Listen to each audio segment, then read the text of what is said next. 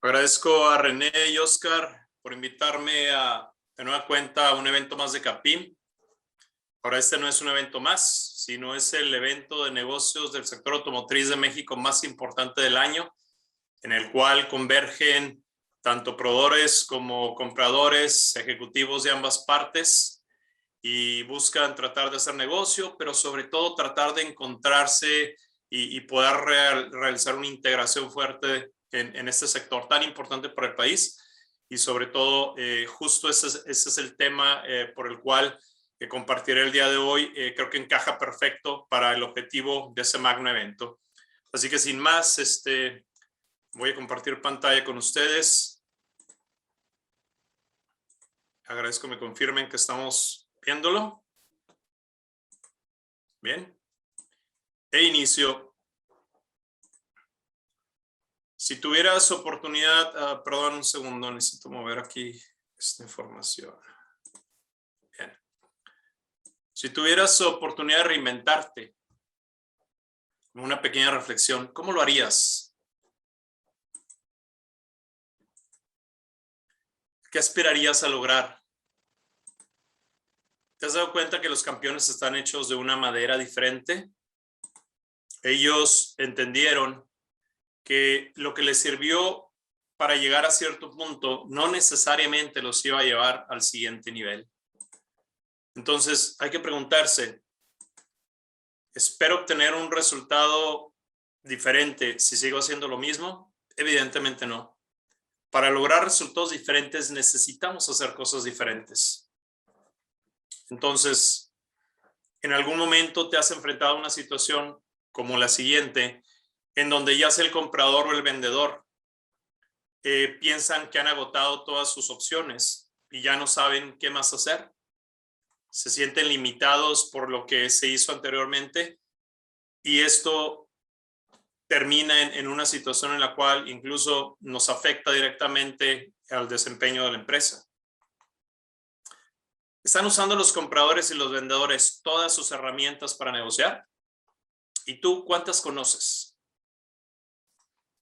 ¿Qué tal? Soy Omar Mendoza. Llevo casi 32 años en la industria automotriz, en diferentes empresas, y aún y cuando mi carrera es en la parte de ingeniería, la parte que más he disfrutado es cuando empecé a trabajar en el área de compras, calidad de proveedores, en donde he tenido la oportunidad de ejercitar y hacer uso de las herramientas que obtuve previamente, pero sobre todo me he enfocado más en el desarrollo de mis habilidades de negociación. Entonces, el día de hoy quiero compartirles algunas herramientas que ojalá les sean de utilidad. Y básicamente, estas son las herramientas de compras o las del comprador, pero también no está limitado a ellos, ¿verdad? Puede usarlas el vendedor, puede usarlas el upper management de compras. La intención es que tengan ustedes a su disposición información que les pueda ser útil para poder llevar a cabo y prepararse para realizar mejores negociaciones. Si yo pusiera en una pirámide todas aquellas herramientas y solo algunas de ellas, ¿verdad?, que están disponibles, pues yo las dividiría en 4 grandes áreas, ¿verdad?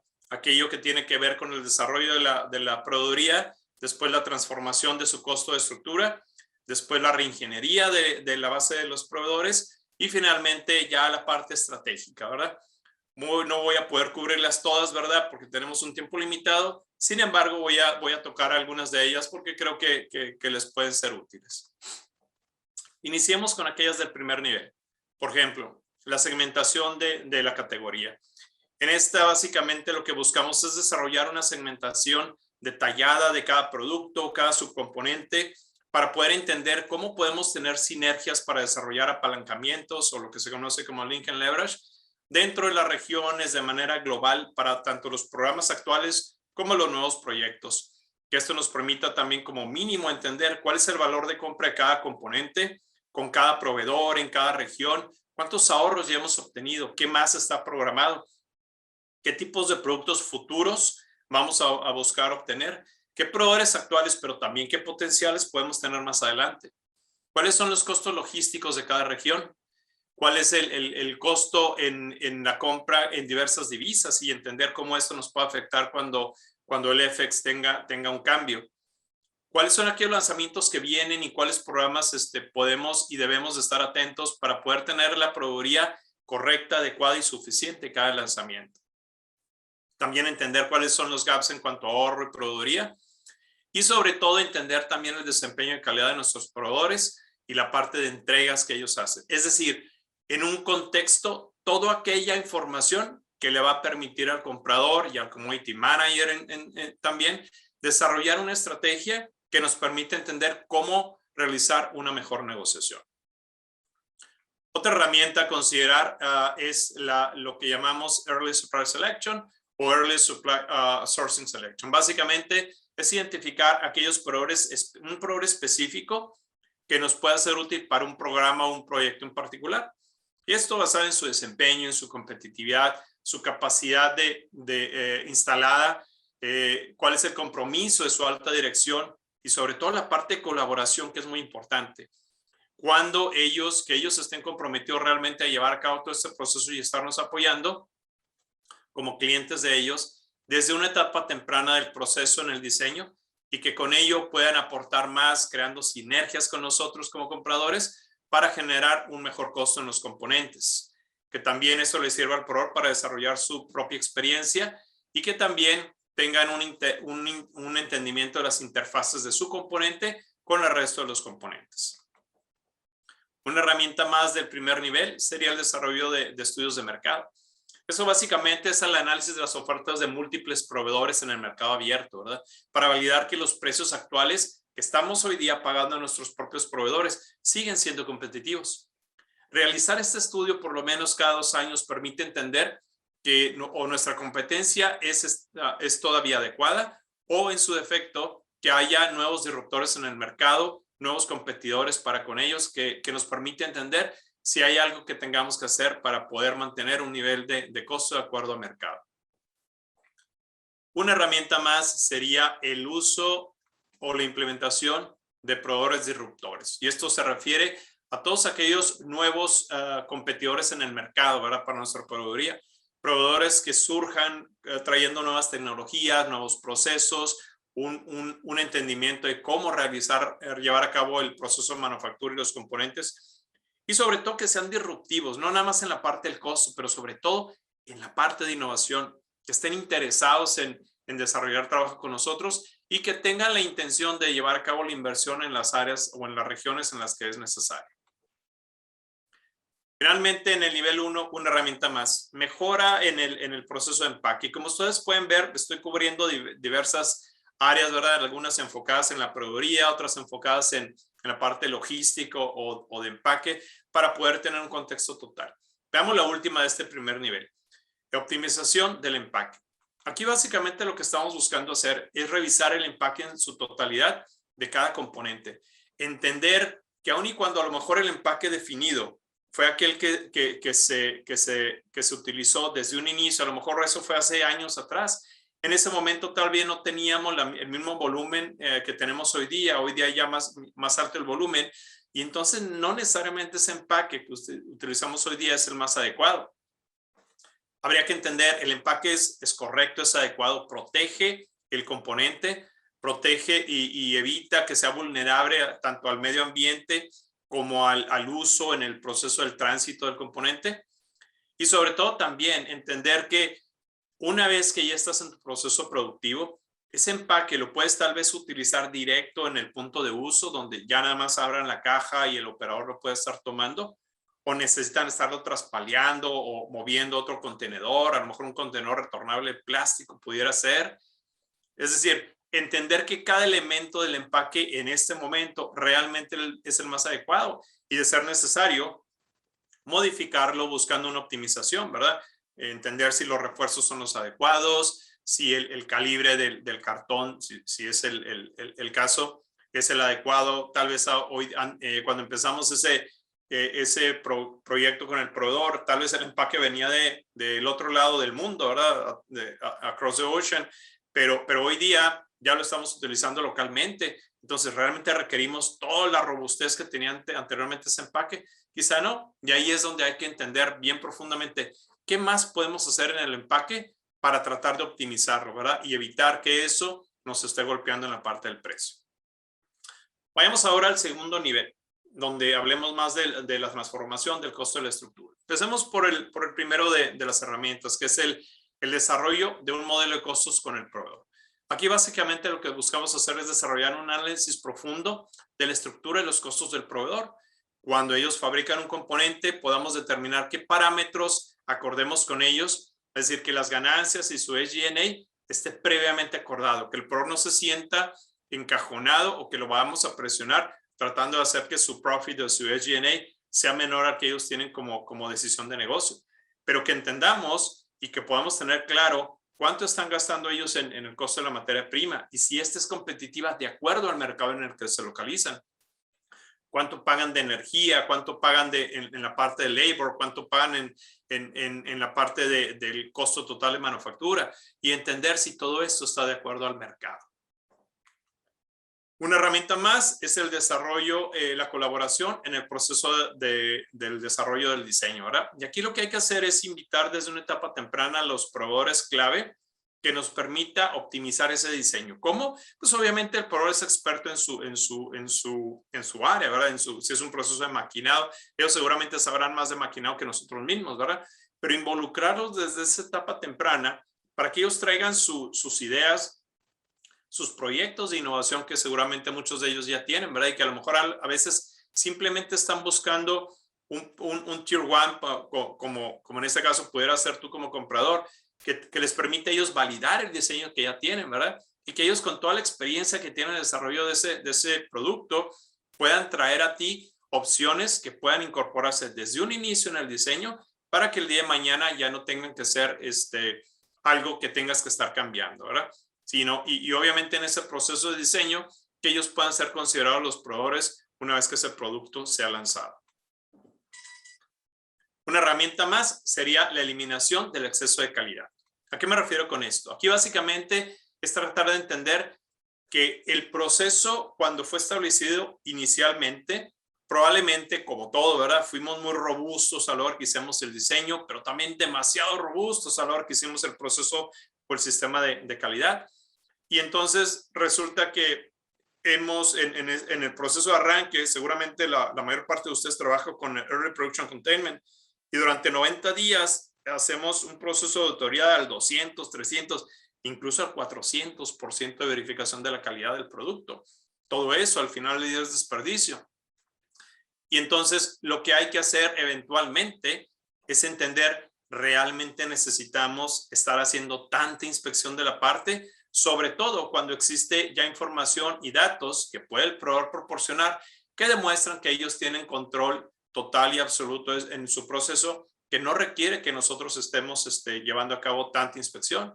En alguna ocasión, como mi experiencia, una pieza de aluminio que debiera tener un color, vamos a decir, un gris claro, cuando yo la tomé entre mis manos, más bien tenía un color confeti, ¿verdad? Porque tiene colores de todos. Y resulta que no solo el proveedor, pero también nosotros en nuestra planta llevamos a cabo inspecciones de todo tipo. Y cuando yo le preguntaba a los inspectores, 3 de ellos que tomaban la pieza entre sus manos, ¿qué más le inspeccionas tú si ya les inspeccionó el operador? Ellos me decían, bueno, inspecciono lo que el operador ya inspeccionó para asegurar que no se les haya pasado, ¿verdad? Y al final tú terminabas con una pieza color confeti.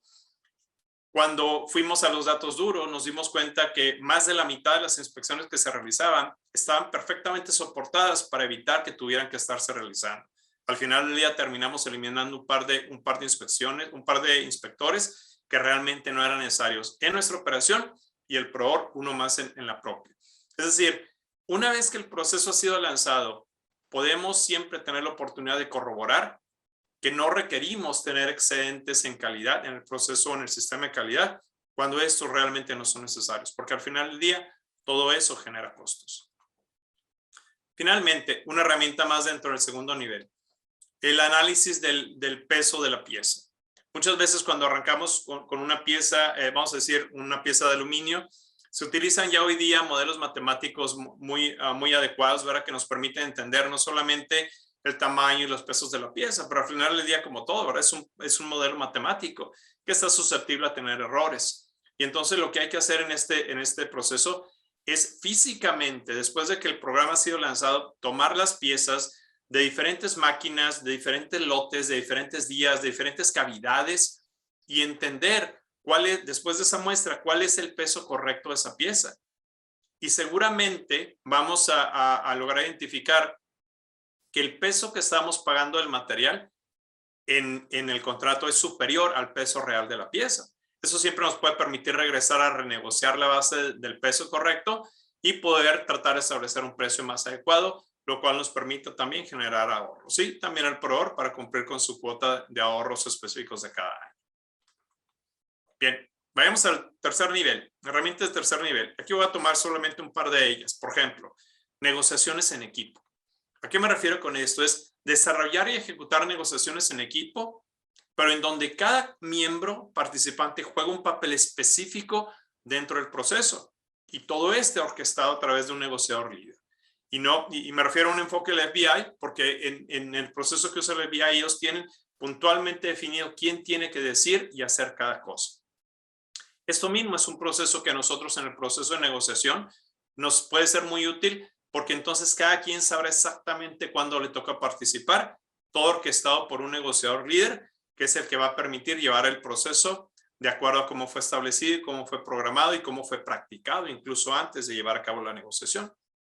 95% de las veces, cuando tú llevas a cabo un proceso perfectamente orquestado y liderado por un líder, vas a poder entregar un mejor resultado al utilizar negociaciones en equipo.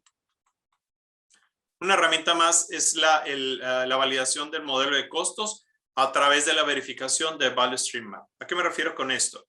Es que básicamente se utilice la decodificación del modelo de costos del proveedor, comparándolo contra el Value Stream Map del proveedor.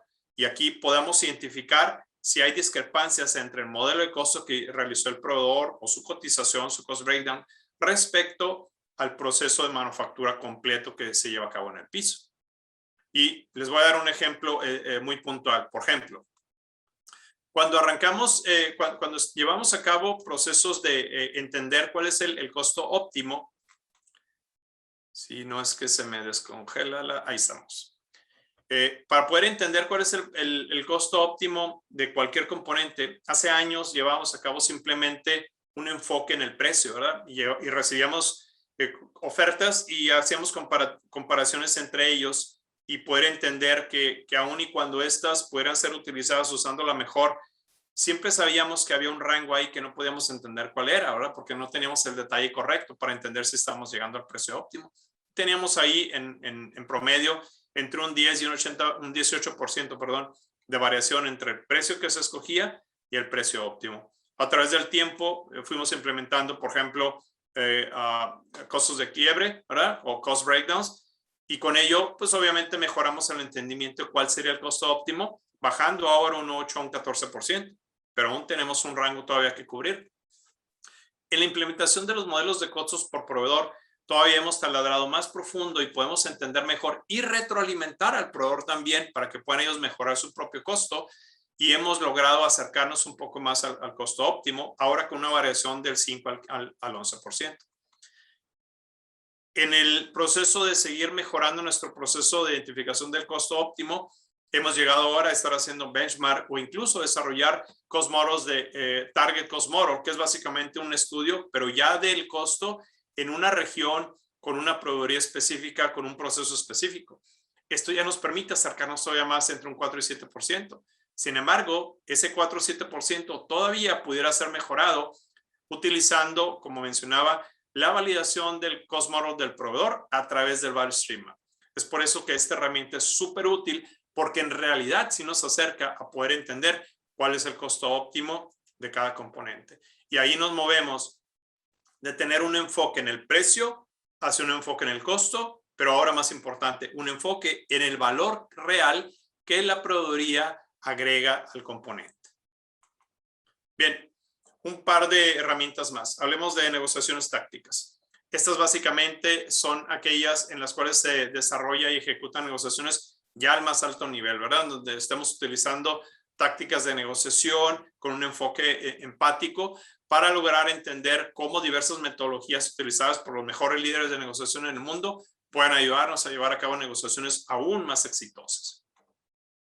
Y finalmente, el desarrollo de un consejo de proveedores. Aquí básicamente lo que desarrollamos es crear un grupo integrado por la alta gerencia del proveedor, y me refiero al CEO, al presidente o el dueño de la empresa, para que podamos compartir mutuamente temas de común interés y que esto nos permita a ambas partes entender cuáles son las necesidades tanto del empresariado como del comprador y podamos entender cuál es nuestra interdependencia en todos los aspectos posibles, ¿verdad? Desde el mapa tecnológico, diseños futuros, cuál es el compromiso que requerimos de parte de ellos y cuáles son las oportunidades de crecimiento que pudieran tener, cuál es la capacidad disponible y requerida y en qué tiempo lo necesitamos, en qué regiones, ¿verdad? Riesgos potenciales en la subproveeduría, oportunidades de mejora, requerimientos de inversión de parte de ellos y sobre todo también compartir nuevos requerimientos del cliente porque obviamente ellos también se encuentran en un proceso continuo y evolutivo. Y al final del día poder compartir incluso amenazas externas, estudios de mercado, etcétera. Todo aquello que ambas partes nos permite ir desarrollando, como decía hace un momento, esa interdependencia, entender, conocernos mejor y poder crecer juntos. Bien, creo que estamos en tiempo, voy a continuar. Este sería un ejemplo de cómo pudieran ustedes llevar a cabo el proceso de ejecución y monitoreo de la aplicación de las herramientas. Las herramientas hace un momento se las mostré de manera vertical, aquí les puse todas ellas en manera horizontal, aproximadamente 40 y tantas de ellas. Vamos a hacer el ejemplo de que ustedes tuvieran, por ejemplo, algunos componentes, ¿no? Que tuvieran maquinados, estampados, plásticos y ensambles, ¿no? Entonces aquí pudieran poner en esta tabla la información de los componentes, el precio actual que tienen, el precio objetivo que esperan buscar y obviamente el gap que tienen.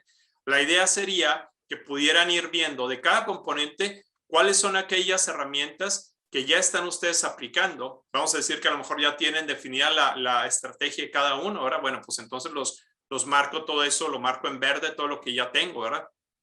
Tal vez ya realicé una negociación con el proveedor, bueno, la tengo en verde también. Quizá ya llevé a cabo un link and leverage, ya hice un apalancamiento cuando negocié con ellos, etcétera, ¿no? Pero a lo mejor habrá algunas otras, que son las que tengo aquí marcadas como ejemplo en rosa, en donde tal vez aún y cuando ya haya cumplido con algunas, todavía puedo seguir haciendo algunas de ellas más, ¿verdad? Ya sea que a lo mejor decida hacer las piezas en casa en vez de estarlas comprando externamente, quizá quiera hacer un taller BABE, quizá quiera llevar a cabo un proceso de optimización del empaque o incluso optimización de los 5 terms, o llevar a cabo un proceso de diseño para mejorar el costo, diseño para Six Sigma, etcétera, etcétera. Y entonces todas ellas que puedo llevar a cabo las puedo marcar, por ejemplo, en rosa. Hay varias de ellas que incluso pudiera conjuntarlas y en una sola actividad llevar a cabo varias de estas juntas. Es lo que pudieras tener acá a un lado, en donde ya específicamente definirías cuáles son aquellas herramientas y quién sería responsable, el líder de cada una de ellas, de cada uno de sus proyectos, fechas objetivo, el estatus, y a lo mejor lo que yo refiero a tener waves diferentes, ¿verdad?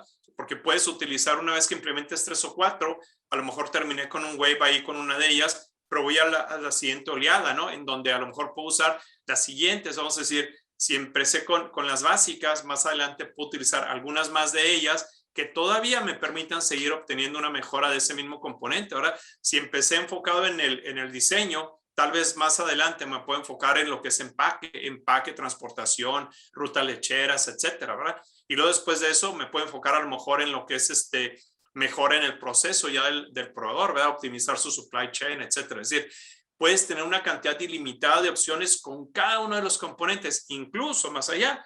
Una vez que has terminado con uno de ellos, si por alguna razón tu decisión fue hacer un resource o invitar a un disruptor y ese disruptor cuando llega puede reiniciar todo ese proceso de implementar esas diferentes herramientas con ese proveedor totalmente nuevo. Es decir, esto no se acaba, continuamente lo puedes estar reevaluando. Y aparte, si el componente cambia de diseño, pues bueno, puedes también volver a continuar con estas herramientas más adelante. Una vez que empieces a aplicarlas estas, pues ya puedes ir identificando cuáles son aquellos nuevos precios que has obtenido y si vas cerrando el gap, a lo mejor aquí mismo puedes identificar quiénes van a ser tus proveedores nuevos y a lo mejor de ahí también puedes pasar a generar los gráficos de control que te permitan ir monitoreando cuánto vas mejorando en este proceso.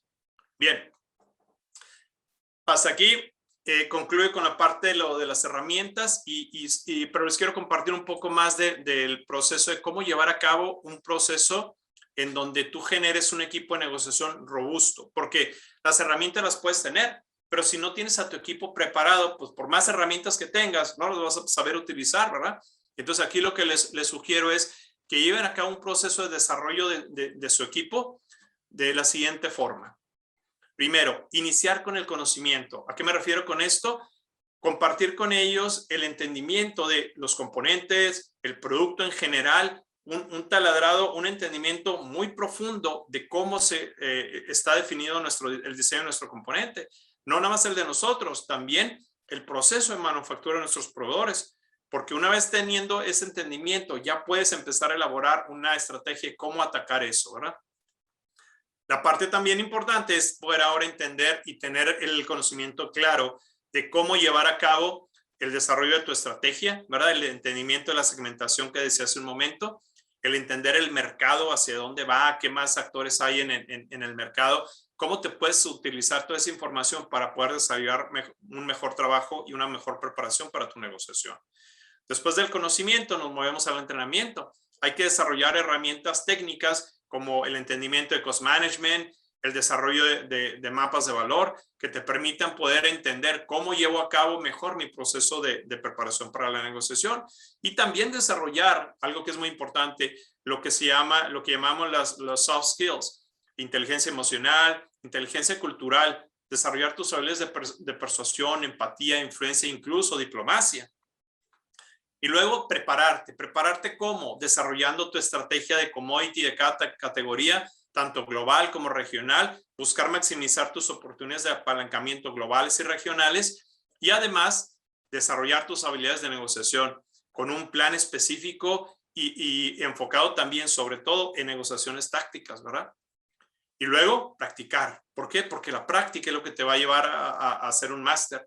La práctica la puedes lograr a través de desarrollo de ejercicios de simulación, y hay muchos disponibles, tanto en Notre Dame, Harvard, el Instituto Sloan en Massachusetts, el Northwestern Kellogg Institute.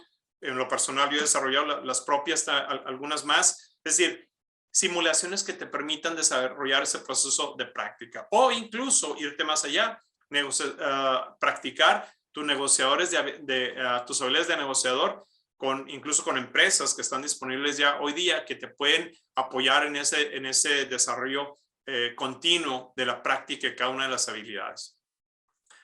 Todo esto tiene que estar soportado con un mentoring, con un apoyo y un proceso de monitoreo de la supervisión, para poder lograr entender que nuestra gente está realmente preparándose de manera adecuada. También puedes llevar a cabo ya después, más adelante, una vez que tu equipo empieza a tener más fuerza, con la definición de cómo vas a llevar a cabo las negociaciones en equipo, ¿verdad? Puedes utilizar el método de Harvard, el MIT, el Wharton o algunos otros más que están disponibles. Negociaciones lineares, circulares, dependiendo de acuerdo a cada necesidad. También te puedes apoyar con negociaciones en equipo al estilo FBI o con expertos. Hay un montón de ellos ahora que tienen ustedes toda la información en línea. Toda esa información está disponible, ¿verdad? Con William Murray, Chris Voss, Dan Shapiro, Bruce Parton, Dr. Michael Wheeler de Harvard, incluso Bob Manukin, incluso Robert Cialdini con la parte de todo lo que es la parte de persuasión. Para que finalmente todo esto te permita pegarle ¿a qué? A los KPIs de la organización. Y esto obviamente tiene que seguir un proceso de mejora continua, ¿verdad? Porque continuamente estamos en este proceso de desarrollo. Y obviamente gente va, gente viene, y hay que mantener el equipo bien enganchado. Finalmente, ¿cuál es la diferencia que hace entonces entre un campeón y quien no lo es? Hablábamos al inicio de que cada campeón está hecho de una madera diferente, ¿verdad? En mi opinión, es la práctica, ¿verdad? Practicar, practicar, practicar, practicar incluso cuando nadie te está viendo, ¿verdad? Porque la práctica, la decisión y la voluntad de llegar a tu objetivo te va a llevar a ese punto, ¿verdad? Y cuando llegue el momento de la verdad, cuando tengas que ejecutar, la práctica que mantuviste te va a llevar al éxito. Michael Jordan, ya siendo un gran jugador reconocido, contrató a sus dos mejores amigos, y todas las mañanas y tardes en su casa, en la cancha que tenía en su casa, practicaba. Ellos le pasaban balones y él simplemente estaba tirando, ¿verdad? De diferentes lugares, de diferentes posiciones, todo el día practicaba de 3 a 4 horas cada día. ¿Para qué? Para que cuando llegara el momento, él pudiera ejecutar consistentemente de manera exitosa. Eso es a lo que te lleva la práctica. Finalmente, la práctica la entendemos como la capacidad que convierte a un jugador en un campeón, un practicante en un maestro, y un comprador y un vendedor en un negociador exitoso. Entonces, recuerda que tú tienes más poder del que te imaginas. Está en ti. Úsalo. Transfórmate. Trasciende. Y con eso termino, concluyo yo. Muchas gracias por su tiempo. Tengo algunos minutos más, así que si alguien tiene alguna pregunta, con mucho gusto estoy a su disposición. Sin más, agradezco René, muchas gracias, y Oscar, al equipo de Capim que me apoyó con la presentación, pero sobre todo te agradezco a ti que tomaste tu tiempo esta tarde y lo compartiste conmigo. Espero esta información te sea de utilidad y nos podamos ver en otra ocasión pronto. Hasta luego.